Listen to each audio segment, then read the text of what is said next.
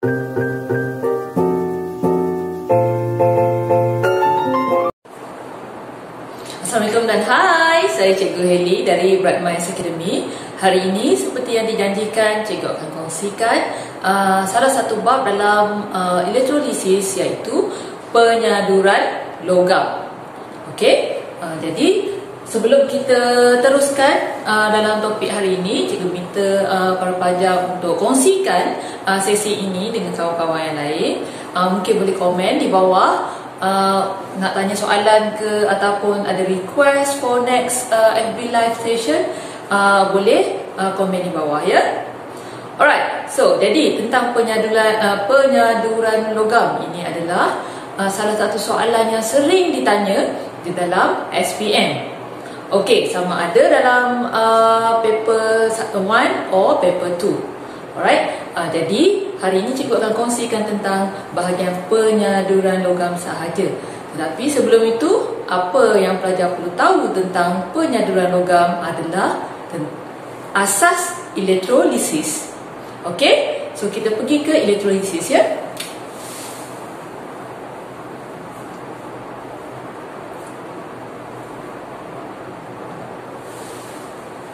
Okey, sekiranya suara cikgu kurang jelas ke ataupun tulisan cikgu tak nampak ke, boleh komen di bawah ya. Okey, kita pergi ke elektrolisis. Mungkin cikgu besarkan sikit tulisan cikgu.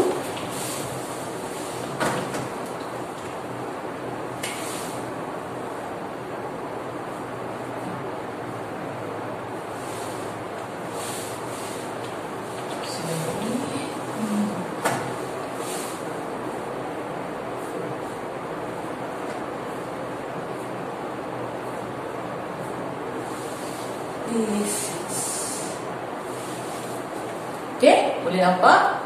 Okey, harap-harap boleh nampak ya. Okey, mula-mula sekali, apakah itu elektrolisis? Kena faham dulu, apakah itu elektrolisis? Elektrolisis itu adalah satu proses. Okey, dia adalah satu proses. Proses apa? Proses penguraian. Okay. First keyword adalah proses penguraian bahan kimia. Okay. Proses penguraian bahan kimia. Okey, bahan kimia ni diuraikan kepada apa? Okey, kepada unsur-unsurnya. Okey, kepada unsur-unsur. Okey, ini adalah second keyword, unsur-unsur apabila arus melaluinya. Okey, apabila arus melalui leburannya, sorry ya. Okey, kita ulang. Okey, apakah itu elektrolisis? Elektrolisis adalah proses penguraian bahan kimia kepada unsur-unsur apabila arus melalui leburannya. Okey, so keyword yang pertama adalah proses penguraian. Keyword yang kedua adalah penguraian bahan kimia, kepada unsur-unsur apabila arus melalui leburannya. Okey, keyword yang ketiga. Jadi sekiranya pelajar perlu memberikan definisi, memberikan definisi, jadi pelajar perlu ada ketiga-tiga poin ini. Okey, untuk definisi elektrolisis. Alright? Okey, and then apa yang jadi? Apa jadi pada dalam proses ni? Okey, dalam proses ini tenaga kepada tenaga apa? Tenaga elektrik berubah menjadi tenaga kimia. Okey, kita tulis. dalam proses ini tenaga elektrik berubah. Ingat ya, bila berubah mesti ada arrow, berubah menjadi tenaga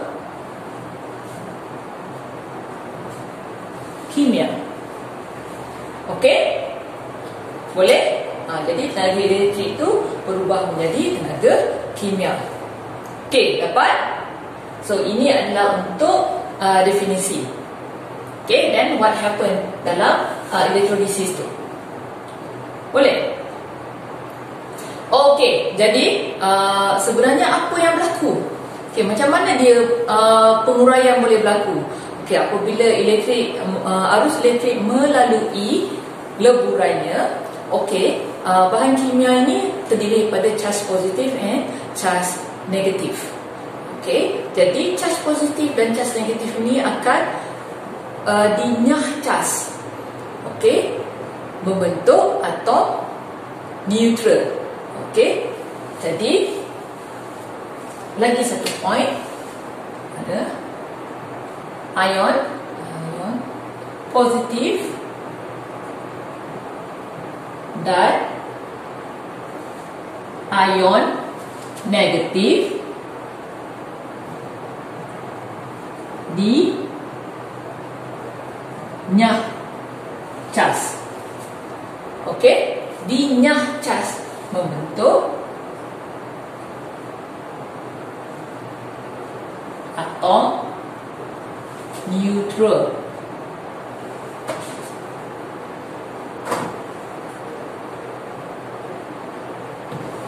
Okey, dinyah charge membentuk ion neutral.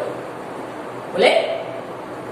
Okey, so ini adalah basic knowledge, pengetahuan asas yang pelajar perlu tahu tentang elektrolisis.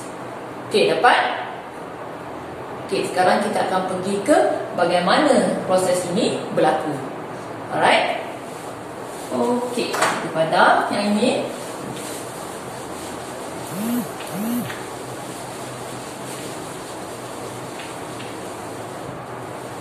Okey, bagaimana proses ini berlaku?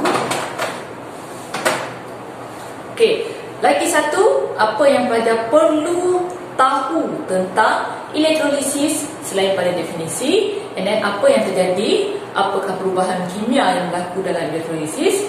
Semestinya pelajar perlu tahu bagaimana nak lukis. Okey, bagaimana nak lukis sel elektrolisis. Okey, ini yang paling basic ya. Alright, jadi cikgu akan lukis. First kali kita ada, of course kita ada sel kering ataupun bateri.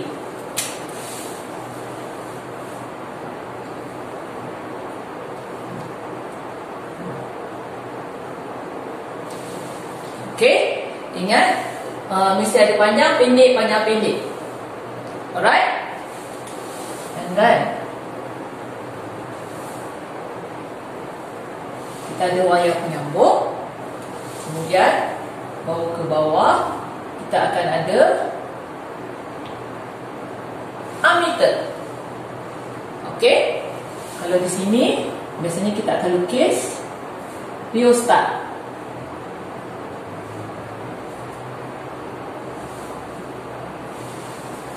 Okay, and then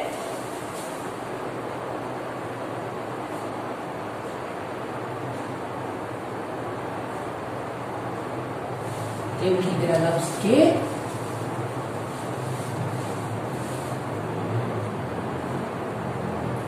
Alright, pastikan lebih kurang sama ya, sama dia punya paras dia. Cikgu sangat galakkan kalau pelajar boleh lukis menggunakan pembaris. Okey, supaya lebih kemas. Alright. Kemudian ada apa?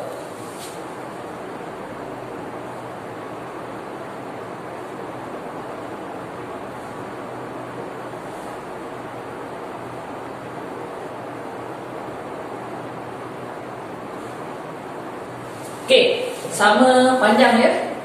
Taruh sama panjang. Okey. Make sure masa melukis saiznya samalah. Okay, assuming dia sama size. Buat panjang sikit mungkin. Panjang sikit supaya senang nak explain. Alright.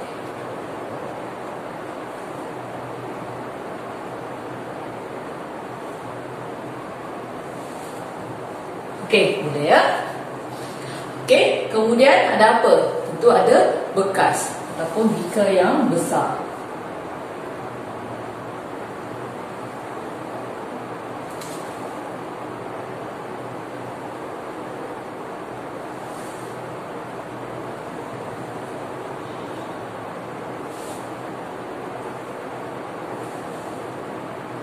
Okay, so ini adalah basic setup ya.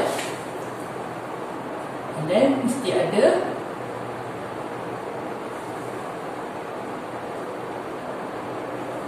electrolyte-nya. Right. Okay, jadi pelajar mungkinlah boleh letak sort of nak menunjukkan ini adalah leburan. Okay. Alright, boleh nampak? Macam okay. Okay, leburan ya. Okay, sekarang kita labelkan. Ingat, sentiasa labelkan apa yang kita lukis. Okay. Label yang pertama atas ini adalah battery.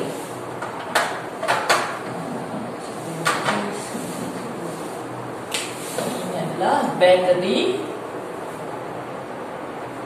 ataupun sel kering. Okay, ini adalah rheostat.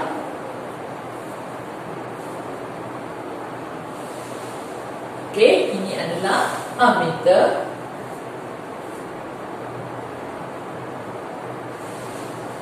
Okay, and then ini adalah electrode. Okay, ini adalah electrode. Jadi, cara kita nak buka sikit, mungkin kita tarik macam ni.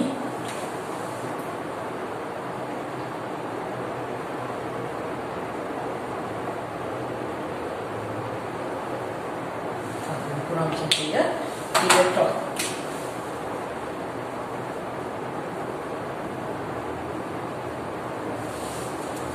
Okay, kedua-dua ni adalah electrode. Jadi, macam mana kita nak tahu yang mana satu positif, yang mana satu negatif? Adalah yang panjang ni, bahagian sel ataupun bateri, yang panjang ni adalah positif. Kita panggil anode. Okay, yang panjang ni adalah positif, kita panggil anode. Okay, kita labelkan. Ini adalah positif. Anode positif. Okay, dan ini adalah kathode. Mungkin cikgu tulis atas sikit. Anode positif, kathode negatif. Okay, boleh nampak? Cara nak ingat, cikgu selalu guna cara ni daripada dulu lagi, daripada zaman sekolah lagi. Cikgu cara nak ingat yang bahagian pendek. Biasanya kalau pendek kita panggil cathode kan. Cathode. Okay, so cathode sounds like cathode. Jadi dia pendek, dia adalah negatif. Okay, lagi satu cara. Bahagian positif ni, positif kan dia ada dua. Ini lebih panjang lah. Okay, berbanding yang ni. Kalau kita asingkan dia jadi lagi panjang berbanding dengan negatif. Negatif dia ada satu, pendek. Itu pun salah satu cara untuk ingat. Alright. Okay, and then apa yang terjadi dalam elektrolit? Okay, sorry, cikgu tertinggal satu label. Elektrolit. Elektrolit adalah yang ini, leburan ini. Okay? Okay, jadi apa yang berlaku? Tadi cikgu kata dah ada nyah cas. Okay, nyah cas berlaku. Jadi, ingat charge positif dengan negatif. apabila berlawanan ataupun tidak sama akan tertarik antara satu sama lain. Alright, di sini dah ada positif. Lemburan ini ada charge positif dan negatif. Charge positif kita panggil apa? Cation ion. Charge positif Charge positif kita panggil cation ion. Mungkin saya tuliskan kat sini. Positif cation ion. Okey, dan di sini negatif kita panggil anion. Anion adalah negatif. Okey, kita panggil anion negatif. Charge negatif akan tertarik pada anod, sebab tu dipanggil N. Dan positif tertarik pada katot, sebab tu dipanggil cat. Nampak? Jadi semua yang negatif dia akan tertarik ke sini. Dia pergi di sekeliling ni. Okey, anion. Semua anion akan pergi ke sini dan cation akan pergi ke katot. Jadi lemburan ini yang asalnya ada charge ion positif dan ion negatif, dia akan terpisah. Jadi akan membentuk atom yang neutral. Okey? Boleh? Okey, jadi ini adalah asas. Ingat, anion kenapa dipanggil anion? Dia adalah negatif, akan tertarik pada anod yang positif. Okey, dan cation yang positif akan tertarik pada katot yang negatif. Okey, jadi ini berlakulah charge. Okey, contoh anion ataupun ion negatif yang ternyah charge, contoh adalah ion Florida. Ini adalah contoh negatif ion negatif. Dia akan ternyah charge membentuk gas klorin.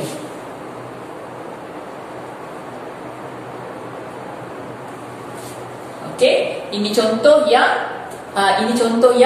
negatif. Okey, contoh yang negatif. Okey, kalau cation yang positif, contohnya mungkin ion kupro.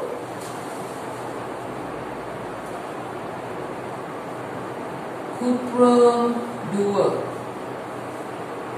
So, kita biasa guna kuprum 2. Okey, and then ternyah charge akan membentuk kuprum.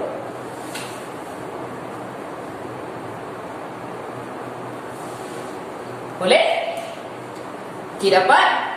Okey, cikgu ulang lagi sekali. Dalam elektrolisis, ini adalah dipanggil sel elektrolisis. Okey, tulis yang warna merah. Sel elektrolisis. Pastikan pelajar tahu nak tukis sel elektrolisis ni. Okey, dan labelkan setiap satu. Okey, pastikan ada elektrolit, elektrod. Okey, dan kedudukan anod dan katot. Macam mana nak ingat? Yang panjang anod positif, yang pendek katot negatif. And then dalam elektrolit ni dia ada charge positif dan charge negatif. Okey, charge negatif adalah anion akan tertarik kepada anod, dan charge positif cation akan tertarik pada katot.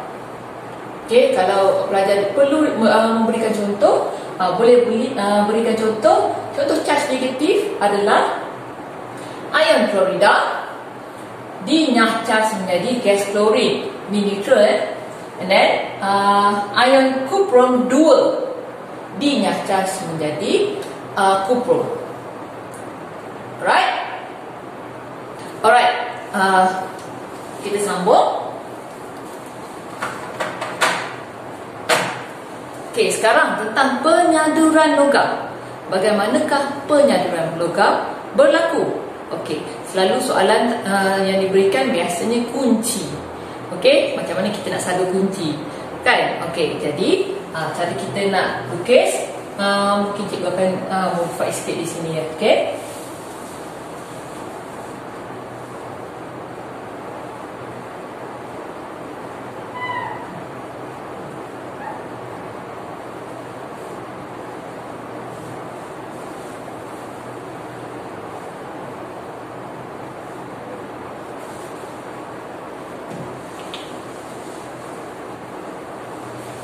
Okey.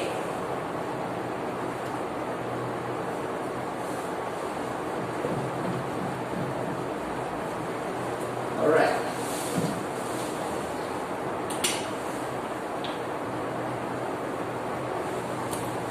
Okey, biasanya kunci akan diletakkan sebelah mana? Sebelah sini, sebelah katot ke sebelah mana? Boleh jawab? Rasanya sebelah anak ke sebelah katot?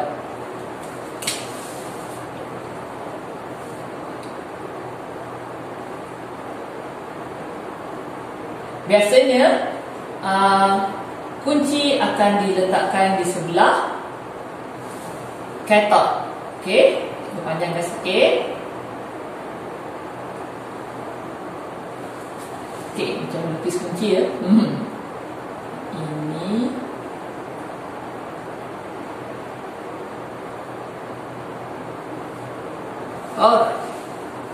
okey, itu kunci cikgu. Okey, jadi biasanya apa elektrolit yang kita gunakan?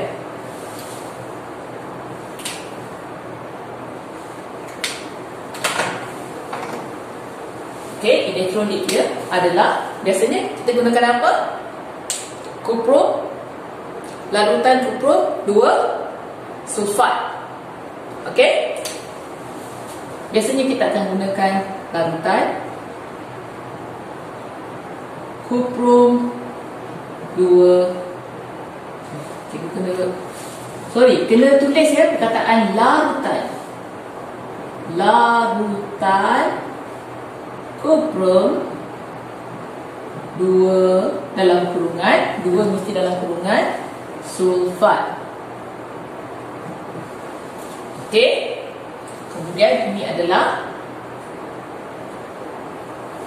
anak kunci ataupun kunci.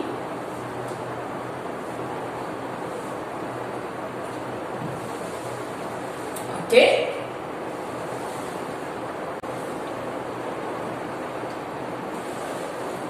And then di sebelah sini logam apa? Biasanya soalan dia akan tanya, apakah logam A? Inilah logam A ni. Apakah logam A? Logam A. Soalan selalu tanya, apakah logam A? Boleh jawab?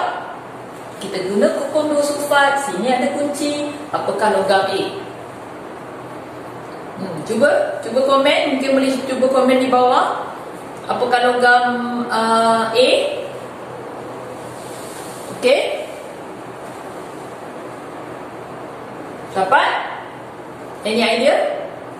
Okey, logam A adalah logam, apa-apa logam yang ada dalam elektrolit di sini.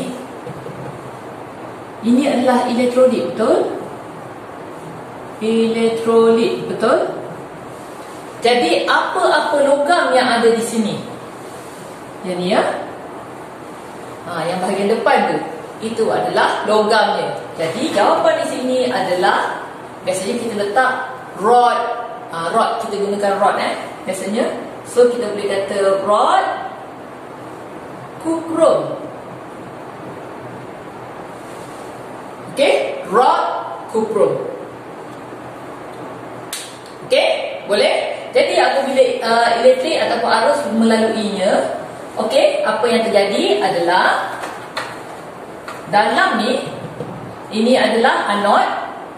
Okey, larutan kuprum sulfat ni, sini adalah kuprum juga. Okey, jadi dia akan pergi ke sini. Okey, sebab apa? Bercas positif ke negatif? Negatif. Okey, yang cas positif tadi akan pergi ke sini.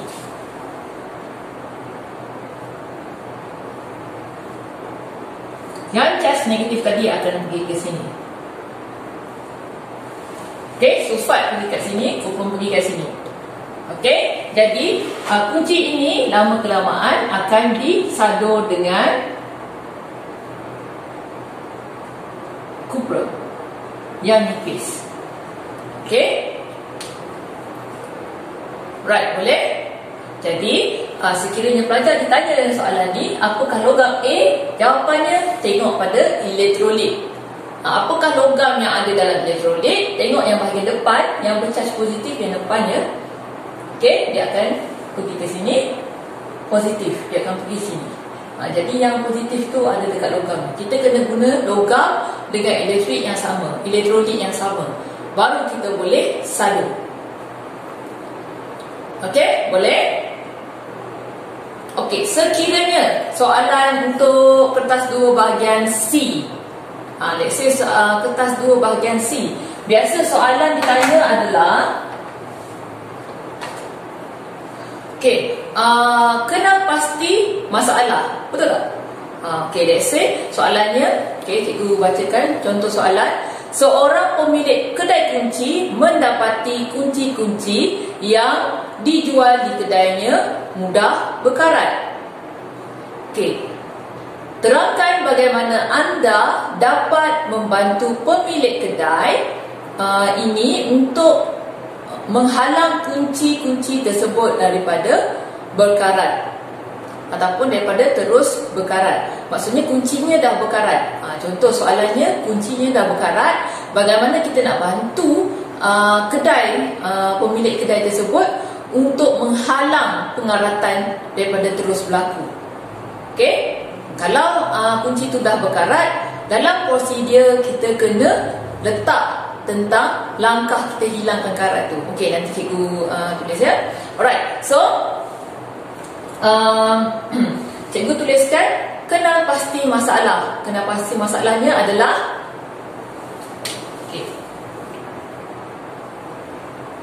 kenal pasti masalah. So biasanya untuk kenal pasti masalah ni, maknanya satu, apakah masalahnya? Kunci menjadi berkarat. Biasanya kunci besi lah. Okey, kita boleh tulis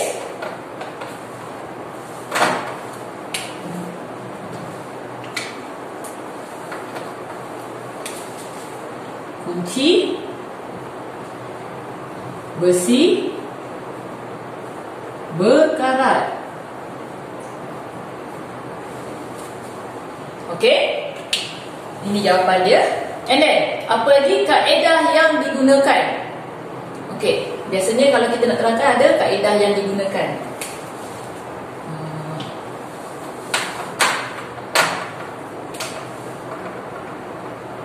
Kaedah yang digunakan.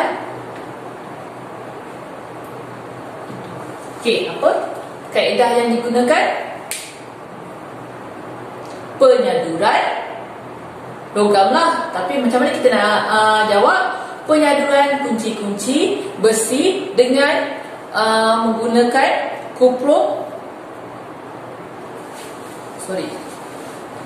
Okey, penyaduran kunci-kunci besi dengan lapisan logam yang tidak berkarat. Okey, dengan lapisan logam yang tidak berkarat, kali ini kita pilih kuprum. Okey, penyaduran. Ada nak jawab?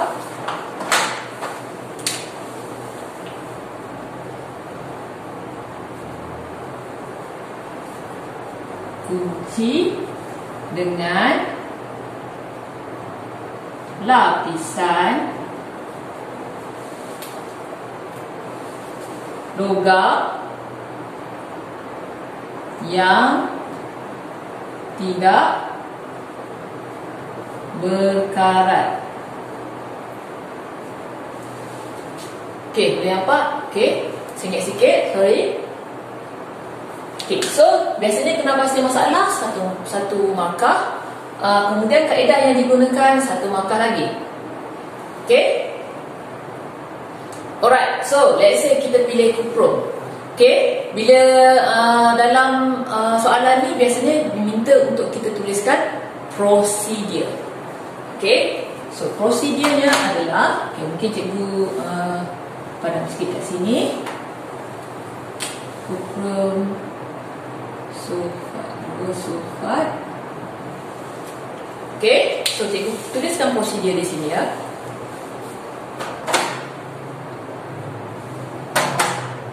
Okay, procedure.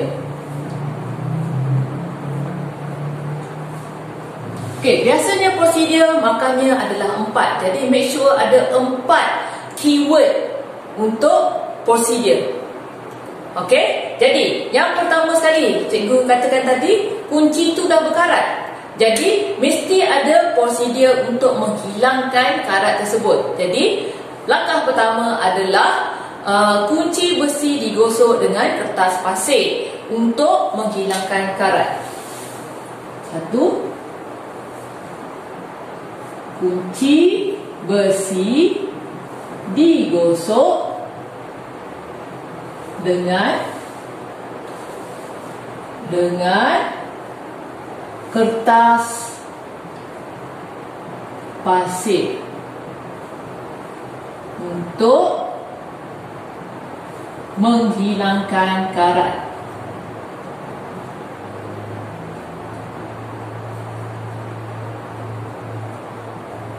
Okay, and then kedua, okay, di case-nya kunci tu dah karat.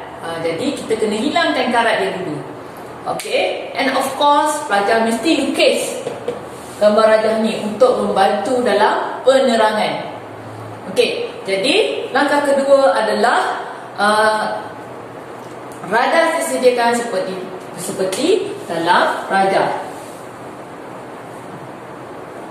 Radas disediakan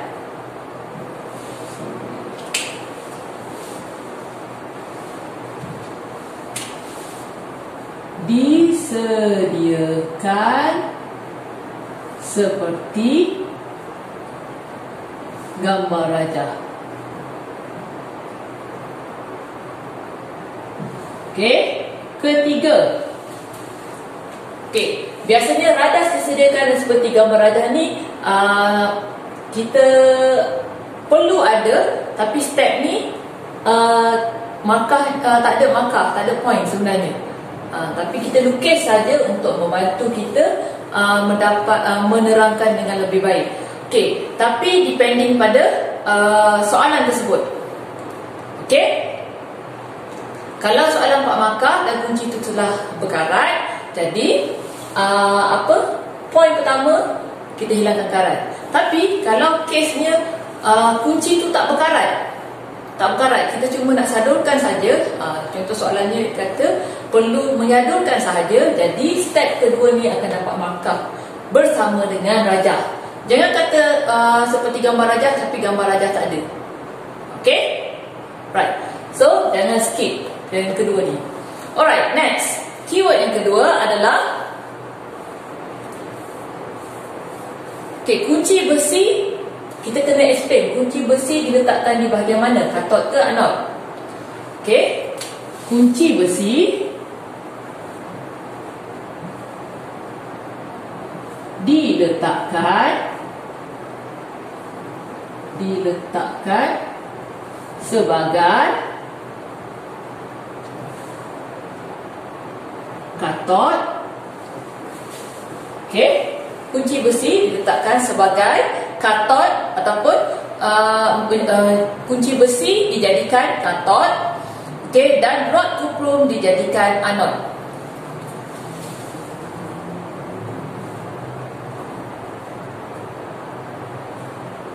Kuprum dijadikan sebagai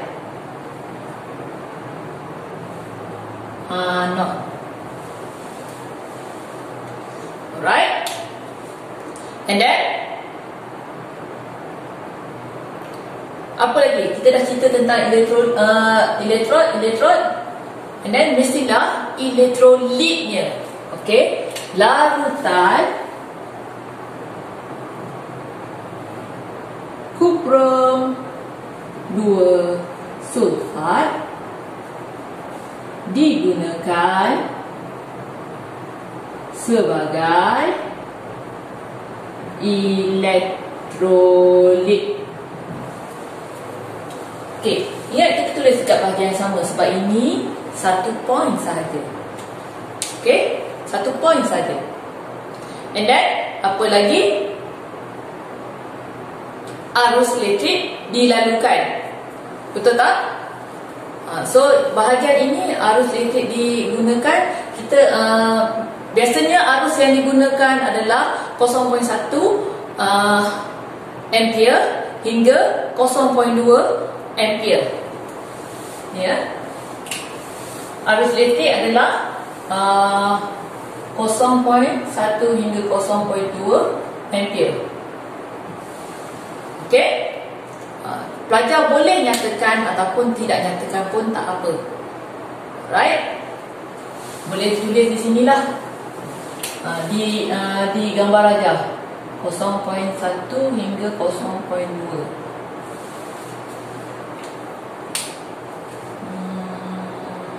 Okey? Alright. Kemudian apa yang kita kena buat? Putarkan kunci. Ingat, kunci tu dia tak boleh dalam satu tempat. Sometimes dia kita kena putarkan supaya sekata. Okay, kita kena putarkan kunci supaya sekata. Jadi kita tulis putarkan kunci berulang-ulang supaya penyaduran berlaku dengan sekata. Okay, number 4, sorry, crowded sikit. Putarkan kunci berulang-ulang supaya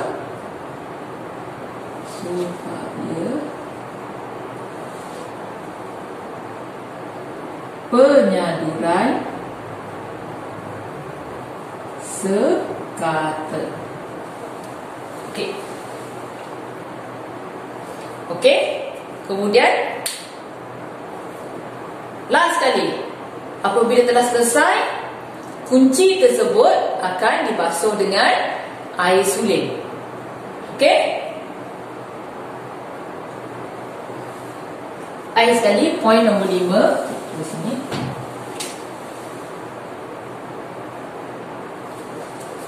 Okey, bila dah habis penyaduran tu,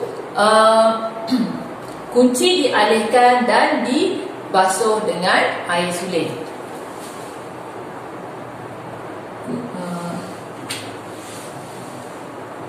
Setelah penyaduran selesai, ya. Setelah penyaduran selesai, kunci dialihkan dan dibasuh ataupun dicuci dengan air suling. Okey, boleh nampak? Sorry, pisau cikgu jadi kecil sikit. Okey, hopefully boleh nampak, ya. Okey, kat mana yang boleh dapat markah? Okey, markah pertama boleh dapat di sini. Yang pertama tadi saya kata untuk hilangkan karat, menghilangkan karat. So kita guna kertas pasir. Okey, poin pertama. Poin kedua, rajah disediakan seperti gambar rajah. Okey, ni kadang-kadang dapat poin, kadang-kadang tak dapat poin. Tapi cikgu kata walaupun sini tak ada poin, kita jangan skip. Dan make sure gambar rajah yang dilukis di label penuh. Okey, poin seterusnya yang kedua, kunci diletakkan sebagai katod. Kunci sebagai katod. Okey, rod kuprum sebagai anod. And then larutan kuprum sulfat kuprum 2 sulfat sebagai elektrolit. Okey, ada tiga-tiga ni baru dapat 1 markah. Alright? Boleh? Dan akhir sekali, okey, putar kunci berulang-ulang supaya penyaduran sekata ini tak ada point, tapi membantu dalam kita punya explanation.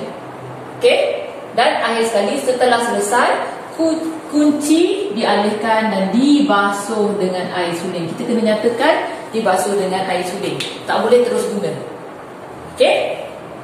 Alright. Jadi, itulah cara penyaduran logam. Ingat, apa-apa logam, kadang-kadang kunci, kadang-kadang mungkin ada lain sudu ke, okay, sentiasa letak di katot. Yang nak disadur mesti letak di katot.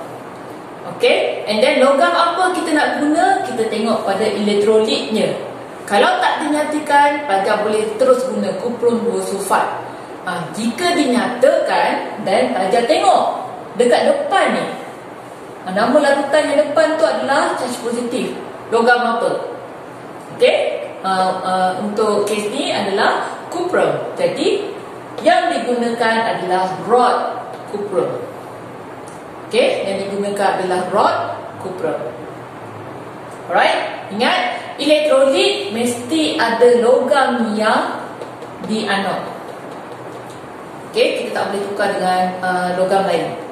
Okey, so soalan ni selalu ada dalam paper 1 ada, paper 2 ada. Kalau untuk bahagian C, okey, tanya apakah kenapa pasti masalah kunci besi berkarat. Okey, kaedah yang digunakan penyaduran kunci dengan lapisan logam yang tidak berkarat. Okey, kita kena nyatakan logam yang tidak berkarat, tak semestinya kena kuprum. Okey, lebih tepat kita gunakan lapisan logam yang tidak berkarat. And then apakah prosedurnya nak dapat 4 markah, mesti ada key point yang cikgu poin-poin yang cikgu nyatakan tadi. Okey? Boleh? Okey, so itu saja perkongsian cikgu pada hari ini.